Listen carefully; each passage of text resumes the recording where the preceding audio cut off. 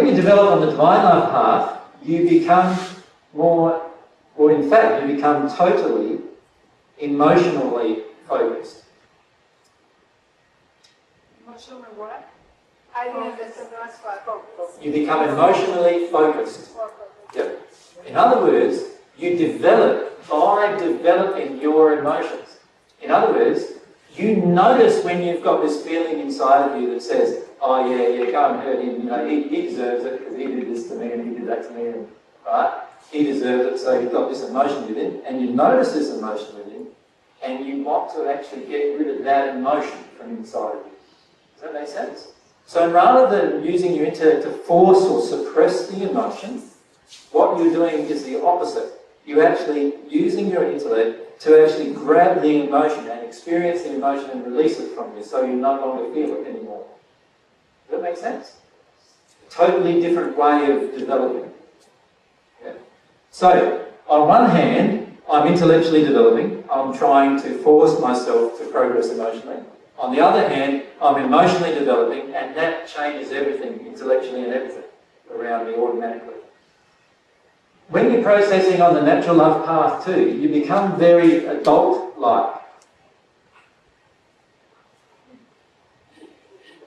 I suppose you could say like most people you see in university, or most people that you feel in your day-to-day interactions. Are very adult-like. In fact, aren't you taught you should be an adult? You know, you've got to be responsible, you've got to be this, you've got to be that, you've got to be an adult.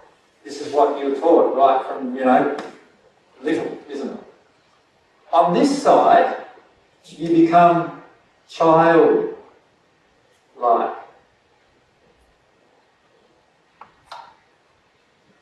Now, not childlike in that you're irresponsible, because that is an emotional baggage or emotional injury. But childlike in the sense that every way you experience your emotions is as you have them. You cannot reach a state of bliss emotionally without feeling every emotion as you feel it. Does that make sense? Right? So, initially when you're feeling every emotion as you feel them, the first emotions that come up generally are the ones that are really yucky. You know? Often the first one to come up is rage and anger. You know, they always cut something up.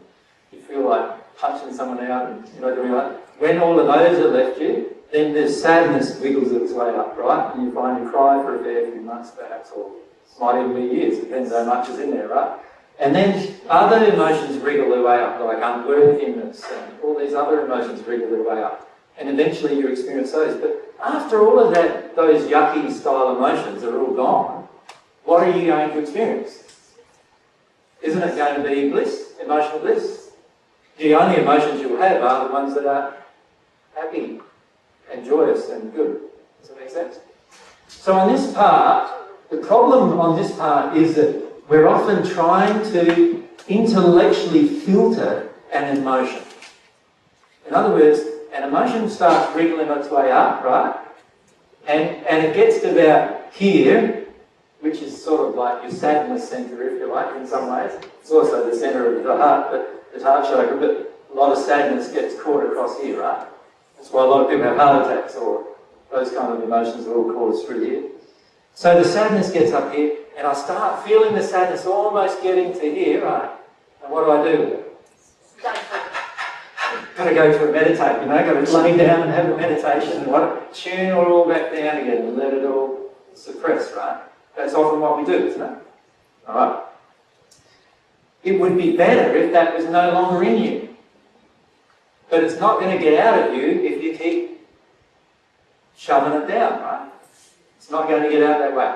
Now, on this path, we try to shove it down and get a bit further along and shove it down and get a bit further along, and a little bit dribbles out here and a little bit dribbles out there. And you know, it's like almost like a pressure cooker.